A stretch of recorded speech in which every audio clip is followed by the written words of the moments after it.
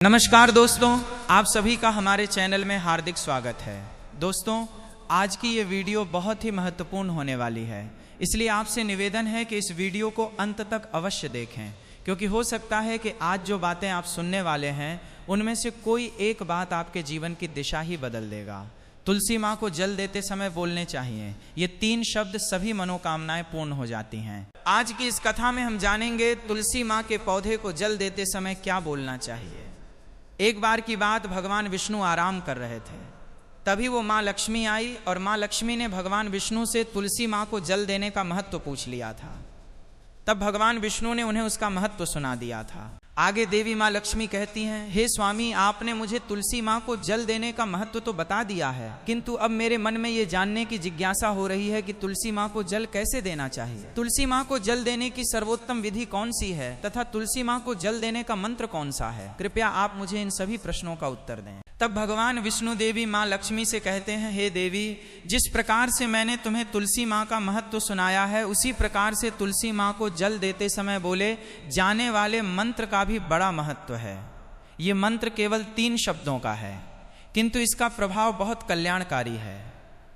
जो भी इंसान प्रतिदिन तुलसी माँ को जल देते समय अपने मुख से केवल ये 3 शब्द बोल देता है, तो साक्षात माँ लक्ष्मी उसके घर में प्रवेश करती है।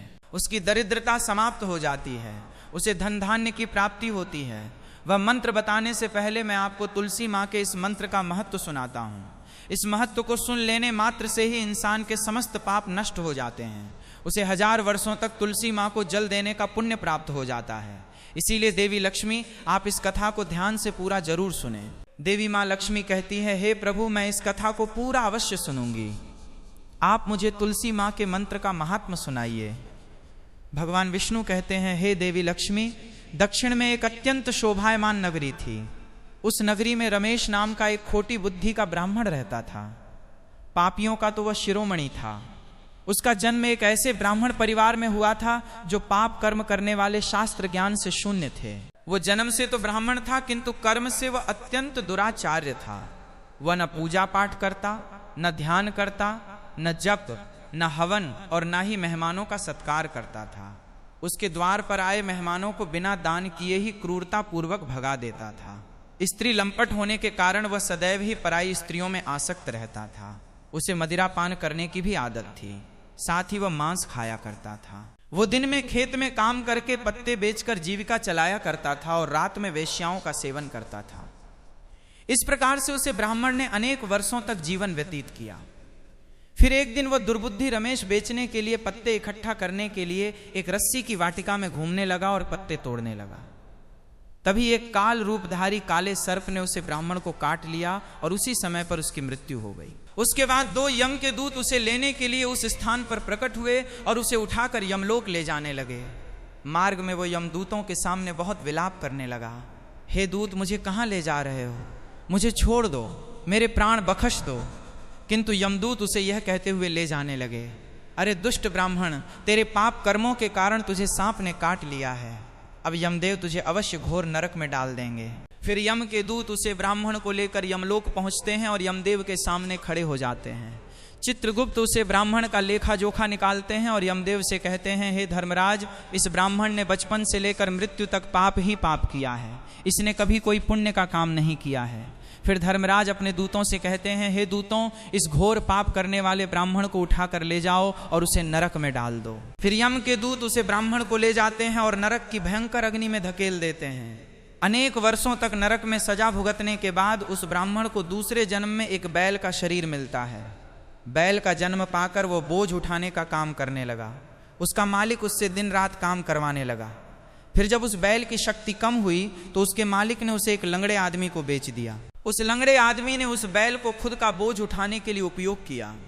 वो उसकी पीठ पर बैठकर घूमा करता था। इस प्रकार से उस बैल ने 8 वर्ष तक उस लंगड़े आदमी का बोझ उठाया। फिर एक दिन वो लंगड़ा आदमी उस बैल की पीठ पर बैठकर किसी ऊंचे पर्वत पर जाने लगता है। उस पर्वत पर बहुत देर तक चढ़ने के कारण वो बैल बहुत थक गया, उसकी शक्ति क्षीण हो गई और कुछ समय बाद वो बैल बहुत जोर से मूर्छित होकर जमीन पर गिर पड़ा और अंतिम सांसें लेने लगा। तभी वहां पर खड़े लोगों को उस बैल पर बड़ी दया आ गई और वे उसके मुख बात कर देखे, मूर्छित होकर में पानी डालने लगे। फिर उन लोगों में एक पुण्य आत्मा व्यक्ति था, उसने उस बैल का कल्याण करने के लिए अपना पुण्य उस बैल को दे दिया। उसे देखकर अन्य लोगों ने भी अपना अपना पुण्य याद करके कुछ पुण्य उस बैल को दे दिया ताकि उसे मुक्ति मिल सके। उसी भीड़ में एक वैश्या भी खड़ी हुई थी। सभी लोग अपना पुण्य उस बैल को दे रहे थे। ये देखकर उस वैश्या ने भी अपना पुण्य उस बैल को दे दिया। कुछ देर बाद उसे बैल की मृत्यु हो जाती है। फिर उस स्थान पर यमदूत आते हैं और उस बैल के शरीर से उस ब्राह्मण की आत्मा को निकालकर यमलोक ले जाते हैं। यमलोक ले जाने पर उसे यमदेव के सामने खड़ा किया जाता है और फिर चित्रगुप्त उसका लेखा जोखा देखते हैं तो वे आश्चर्य में पड़ जाते हैं। उस वैश्या के द्वारा उस बैल को दिया हुआ पुण्य बहुत बड़ा होता है। उस पुण्य के प्रभाव से सभी जन्मों के पाप नष्ट हो जाते हैं। फिर यमदेव उस ब्राह्मण के सभी पाप क्षमा करते हैं और कहते हैं, हे ब्राह्मण, उस वैश्या ने तुझे अपना पुण्य देकर तुझ पर बड़ा उपकार किया है। केवल उसी के पुण्य के कारण तुम्हारे सब जन्मों के पाप नष्ट हो गए हैं और यमदेव उसे फिर से इंसान जन्म प्रदान करते हैं। बार वह पृथ्वी पर आकर एक उत्तम ब्राह्मण कुल में जन्म लेता है। उस महापुण्य के प्रभाव से उसे इस नए जन्म में अपने पूर्व जन्म की बातें याद आने लगती हैं।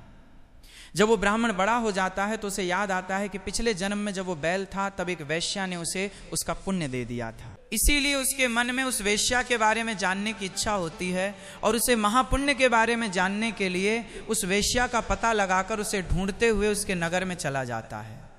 वो वैश्या बूढ़ी हो चुकी थी।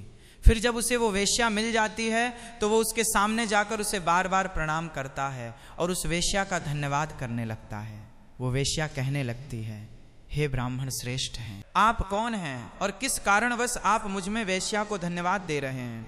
मैंने आपका कौन सा कार्य किया है जो आप मुझे नमस्कार कर रहे हैं? तब वो ब्राह्मण कहता है, हे माँ, मैं वही बैल हूँ जिसे तुमने अपना पुण्य दे डाला था। अपने पाप कर्मों के कारण मुझे पिछले जन्म में बैल होना पड़ा था। उस पर्वत पर जब मैं मर रहा था तो तुमने मुझे अपना पुण्य दिया था। तुम्हारे पुण्य के प्रभाव से ही आज मुझे फिर से इंसान जन्म मिला है। तुम्हारे द्वारा दिए गए उस पुण्य के कारण मुझे अपने पूर्व जन्म की सारी बातें याद हैं। किंतु हे माँ, मैं आज यहाँ पर यह जानने के लिए आया हूँ कि तुमने मुझे उस समय पर अपना कौन सा पुण्य दिया था जिस कारण से मेरे सभी जन्मों के पाप नष्ट हो चुके हैं। मैं उस पुण्य के बारे में जानना चाहता है। तब वैश्या ने कहा, हे ब्राह्मण श्रेष्ठ, मैंने तो अपने जीवन में कोई पुण्य के काम नहीं किए हैं, किंतु मेरे घर में एक तोता है जो पिंजरे में रहकर हमेशा कुछ बोलता रहता है, जिसे सुनकर मेरा अंतकरण पवित्र हो गया है। उसी तोते के द्वारा बोले गए मंत्र का पुण्य मैंने तुम्हें दान में दिया था। फिर वो वैश्य और वो ब्राह्मण उस तोते के पास जाते हैं और उसे पूछने लगते हैं, हे सुख, तुम कौन सा मंत्र बोलते रहते हो जिससे हमारे जीवन का उद्धार हुआ है? यह मंत्र तुम्हें किसने सिखाया और इस मंत्र का क्या अर्थ होता है? तब उस तोते ने अपने पूर्व जन्म का वृतांत सुनाना आरंभ किया। वह तोता कहने लगा, हे ब्राह्मण श्रेष्ठ, पिछले जन्म में एक ब्राह्मण था। मैं अपने ज्ञान के अहंकार में अंधा हो चुका था। मैंने कभी गुरुजनों का आदर नहीं किया, सदैव ही उनका अपमान किया। मुझे अपने ज्ञान पर इतना अधिक घमंड हो गया था कि जिस कारण से मेरा क्रोध बहुत अधिक बढ़ गया और मैं सभी से द्वेष करने लगा। अन्य मनुष्यों को तुच्छ समझने लगा, विद्वानों का भरी सभा में अपमान करने लगा। फिर कालांतर में मेरी मृत्यु हो गई और मुझे यमलोक ले जाया गया। पूज्य जनों और गुरुजनों का अपमान करने के कारण मुझे तोते के कुल में डाल गया और मेरा जन्म एक तोते के रूप में हो गया। मेरे पाप कर्मों के कारण छोटी अवस्था में ही मेरा अपने माता पिता से हो गया। फिर मैं पेड़ की डाल पर बैठकर रो रहा था तो उसी स्थान से कुछ मुनि जा रहे थे। उन्होंने मेरी दयनीय पुकार सुनी और मुझे लेकर अपने आश्रम में चले गए। वहाँ उस आश्रम पर उन्होंने मुझे एक सुंदर पिंजरे में रखा और मेरा अच्छी तरह से ख्याल रखा। वे मुझे प्रतिदिन भोजन दिया करते थे और पढ़ते थे। उस स्थान पर वे रस्य मुनि, उनकी स्त्रियां और बालक सभी प्रतिदिन तुलसी के पौधे को जल देते थे और उसके सामने एक मंत्र का जप करते थे। उन्हीं के मुख बार बार उस मंत्र को सुनकर मैंने उसे रट लिया और तभी से मैं उसे पाठ करते थे। मंत्र को जान गया हूं और वही मंत्र मैं दिन रात बोलता हूं। उस मंत्र के प्रभाव से मेरी कभी मृत्यु नहीं हुई और मेरी आयु 100 वर्ष की हो गई और मैं इतने वर्षों तक जीवित रहा।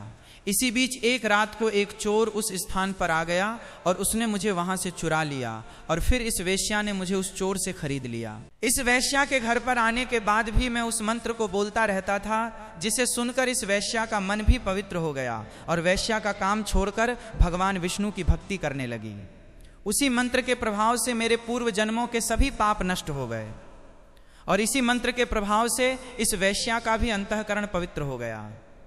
हे ब्राह्मण देवता, इस मंत्र के पुण्य से आप भी पाप मुक्त हो गए हैं। इस प्रकार से तोते ने उस ब्राह्मण को और उस वैश्या को सारा वृतांत सुना दिया, जिसे सुनकर वह ब्राह्मण और वैश्या दोनों ही अत्यंत प्रसन्न हुए और फिर वे दोनों ही प्रतिदिन तुलसी माँ को जल देकर उस मंत्र का जाप करने लगे। फिर वह वैश्या और वह ब्राह्मण तीनों उस मंत्र के प्रभाव से दिव्य विमान में बैठकर विष्णु लोक को चले गए। भगवान विष्णु कहते हैं, हे देवी माँ लक्ष्मी, देखा आपने, केवल तुलसी माँ के इस मंत्र के प्रभाव से उस तोते के, उस वेश्या के और उस ब्राह्मण के सभी पाप नष्ट हो गए हैं। इसीलिए प्रत्येक इंसान को रोज तुलसी माँ को जल देते समय इस एक मंत्र का उच्चारण अवश्य करना चाहिए।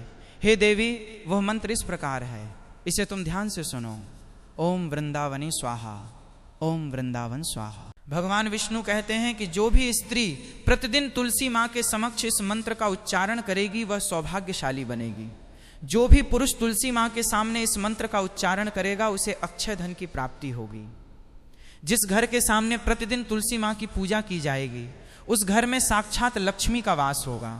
तुलसी माँ का यह मंत्र राजकल्प तरु है, यह समस्त फलों को प्रदान करने वाला है। अतः जो भी तुलसी माँ के सामने इस मंत्र का उच्चारण करेगा उसे संपूर्ण सिद्धियां प्राप्त होंगी। स्त्रियों को सदैव ही स्नान करके अपने बाल बांधकर मांग में सिंदूर भरकर प्रतिदिन तुलसी माँ को जल देना चाहिए और इस मंत्र का उच्चारण करना चाहिए।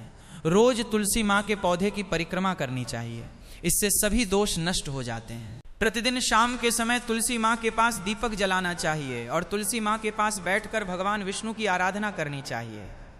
तुलसी माँ के पास दीपक जलाने से इंसान को धन धान्य की प्राप्ति होती है। हजारों अमृत के घड़ों से नहलाने पर भी श्री हरि को उतनी तृप्ति नहीं होती जितनी वे मनुष्यों के द्वारा तुलसी माँ का एक पत्ता चढ़ाने से प्राप्त करते हैं। 10,000 गाय के दान से मानव जो फल प्राप्त करता है वही फल तुलसी माँ पत्र के दान से पा लेता है। जो मृत्यु के समय अपने मुख में तुलसी माँ पत्र का जल पा जाता है वो संपूर्ण पापों से मुक्त होकर भगवान विष्णु के धाम जाता है। भगवान विष्णु कहते, पूर्णिमा, अमावस्या, द्वादशी और सूर्य संक्रांति के दिन मध्याह्न काल, रात्रि और अशोच के समय तेल लगाकर बिना स्नान किए अथवा बिना हाथ पैर धोए रात्रि के वस्त्र पहनकर तुलसी माँ के पत्र तोड़ता है वह महापाप होता है। श्राद्ध, व्रत, दान, प्रतिष्ठा तथा देव पूजा के लिए तोड़े हुए तुलसी माँ पत्र बासी होने पर भी 3 रात्रि तक पवित्र ही रहते हैं। तुलसी माँ का एक एक पत्ता न तोड़कर पत्तियों के साथ अग्रभाग को तोड़ना चाहिए।